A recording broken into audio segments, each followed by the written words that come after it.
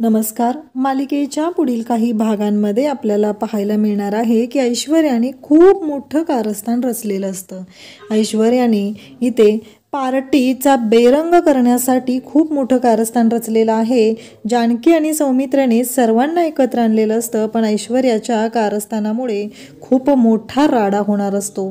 नक्की काय होणार आहे, पार्टीमध्ये ऐश्वर्या काय करणार आहे, कशामुळे हे सगळं होणार आहे आणि जानकी तिला उत्तर देऊन बाजी कशी पलटवणार आहे ते आपल्याला आजच्या या व्हिडिओमध्ये पाहायला मिळणार आहे। त्यासाठी हा व्हिडिओ शेवटपर्यंत पहा।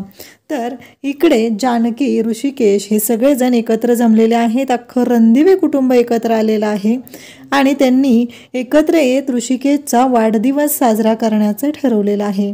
ऋषिकेशचा वाढदिवस हा खूप जबरदस्त पद्धतीने जानकीने साजरा करायचं ठरवलेलं आहे।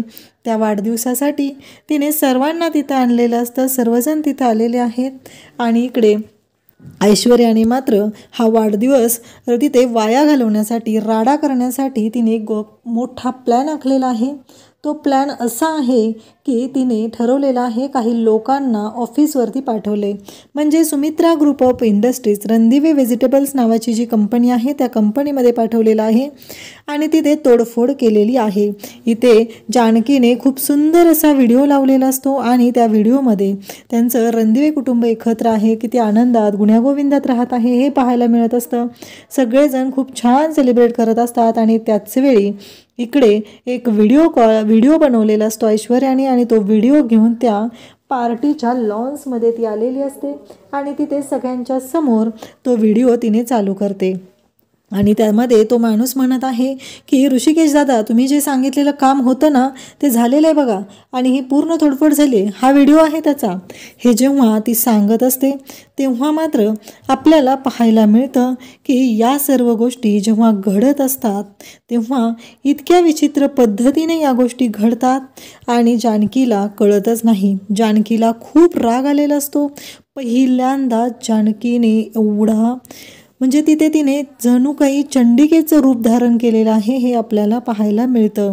जानकी भयानक पिसळलेली असते आणि ते ऐश्वर्याने सांगितलेलं असतं की नवऱ्याने आम्हाला उद्ध्वस्त करायचं, आमचं वाटोळं करायचं आणि बायकोने जोडायचा प्रयत्न करायचा, म्हणजे नवऱ्याने सगळं तोडून टाकायचं आहे, आमचं वाटोळं करायचं आहे आणि ते बायको जोडायचं नाटक करत आहे, हे सगळं ती बोलत असते।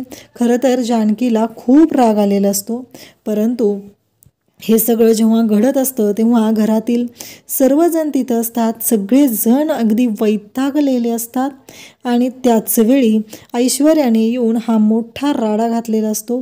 सगळ्यांना खूप राग आलेला असतो। ऐश्वर्याचा हे जे काय कांड आहे तिचं, त्याचा वैताग आलेला असतो, कारण खूप आनंदाने, खूप गुण्यागोविंदाने तिथे कार्यक्रम चालू असतो। ऋषिकेशचा वाढदिवस साजरा होत असतो, सगळेजण खूप आनंदात असतात, परंतु त्याच वेळी ऐश्वर्याने येऊन जो राडा केलेला असतो त्याच्यामुळं सगळ्यांनाच खूप मोठा धक्का बसलेला असतो। सारंगला तर खूपच राग आलेला असतो आणि त्याच वेळी सारंग तो व्हिडिओ पाहतो, त्याला कळतं की आपली कंपनी ऋषिकेश दादाने जाळलेली आहे। या गोष्टीचा राग मात्र त्याला खूप आलेला असतो आणि एवढा आनंदाचा सगळा जो क्षण असतो तो सगळा तिथे बदलतो। सारंगला राग आलेला असतो आणि या सगळ्यामध्ये ऐश्वर्याला खूप आनंद होतो, कारण सारंग हा तिच्या बाजूने तिथं रिॲक्ट झालेला असतो, बाकी कोणीही विश्वास ठेवलेला नसतो आणि सारंगने मात्र तिच्या बोलण्यावरती विश्वास ठेवलेला असतो आणि सारंग भयानक चिडलेला असतो आणि सारंग मग ऐश्वर्याच्या तोंडावरती तिथली जी मेणबत्ती आहे ती फेकून मारणार असतो, परंतु ऐश्वर्या पुन्हा तिथं राडा घालते आणि ती सारंगला तिच्या बाजूने वळवून घेते। मग रणदिवे कुटुंबाचा जो फोटो असतो त्या फोटोवरती सारंग ती मेणबत्ती, जी कॅन्डल आहे ती फेकून मारतो आणि त्याच वेळी ते रणदिवे कुटुंबाचा जो फोटो आहे त्याला आग लागते। सगळ्यांना खूप मोठा धक्का बसलेला असतो, सगळ्यांना कळत नसतं या सगळ्यातून आता बाहेर कसं पडायचं आहे, कारण ह्या ऐश्वर्याने येऊन इतके दिवस जानकीने जे सगळं घडवून आणलेलं होतं त्या सगळ्याला तिथे सुरुंग लावलेला असतो। सारंग मात्र भयानक चिडलेला असतो, सारंगला खूप राग आलेला असतो। त्याला कळत नसतं की या सगळ्यामध्ये आता काय होणार आहे. कारण आता ऐश्वर्याने तिथे सारंगला ती आग लावायला भाग पाडलेलं असतं. तिथे तिने रणदिवे कुटुंबाचा जॉईंट फॅमिलीचा जो एकत्र फोटो आहे त्या फोटोला तिथे आग लावलेली असते आणि तिथे तिने आता आनंदात उभी असते. कारण घरातील सर्वजण निघून चाललेले असतात. सगळ्यांना कळतच नसतं की हे सगळं काय होतंय. कारण त्या व्हिडिओमध्ये तो माणूस तर बोलत असतो की हे सगळं ऋषिकेश दादांनी केलेलं आहे. जानकीला मात्र खूप मोठा धक्का बसतो. सगळ्यांना धक्का बसलेला असतो कारण जे घडलेलं असतं ते इतकं विचित्र पद्धतीनं घडलेलं असतं. ऋषिकेश त्याचबरोबर जानकी या सर्वांना धक्का बसलेला असतो. जानकीने सगळं नातं जे जुळवत आणलेलं असतं त्याला ऐश्वर्याने एका मिनिटामध्ये तितकी मोठी दरी पाडलेली असते की पुन्हा दोन भाऊ त्यांच्यामध्ये खूप मोठी फूट पडलेली असते. परंतु सगळ्यात मोठी गोष्ट असते ती म्हणजे रणदिवे कुटुंब. रणदिवे कुटुंबाच्या बाबतीत जे घडणार असतं ते म्हणजे एक ना एक दिवस रणदिवे कुटुंब हे एकत्र येणारच असतं. जानकीला माहिती आहे की तिनं काय करू शकते, हे जानकीला चांगलंच माहिती आहे.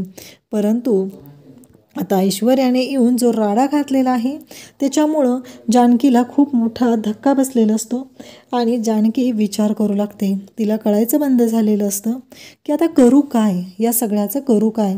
सगळे निघून गेलेले आहेत आणि तिथे जानकी मात्र म्हणत आहे की काय तुझं जे नाटक चाललेलं आहे ते मला कळलेलं नाही का.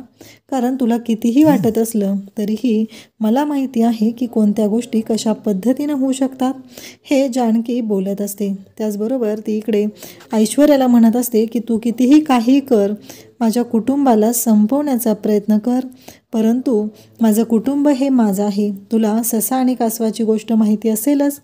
कारण कासवच नेहमी त्या शर्यतीमध्ये जिंकत असतं आणि काहीही झालं तरी आत्ताही मीच जिंकणार आहे.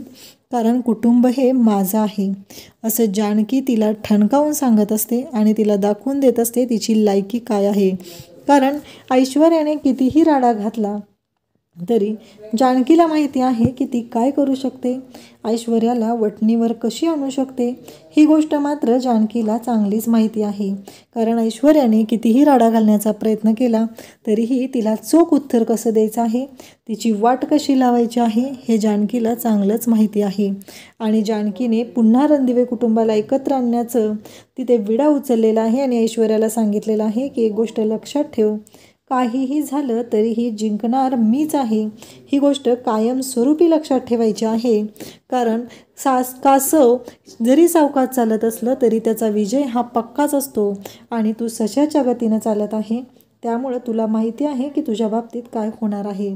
आणि इकडे जानकीने रणरागिणीचं रूप धारण करत इकडे ऐश्वर्याला धूळ चारलेली असते, तिला तिची लायकी दाखवलेली असते.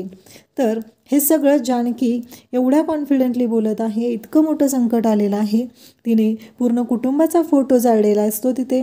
तर तिथे जानकी जाते आणि बादलीवर पाणी त्या फोटोवरती ओतते आणि तो फोटो वाचवते. म्हणजेच आपलं कुटुंब तिनं वाचवलेलं आहे आणि ऐश्वर्याला तिने चितपट केलेलं आहे, तिला धूळ चारलेली आहे.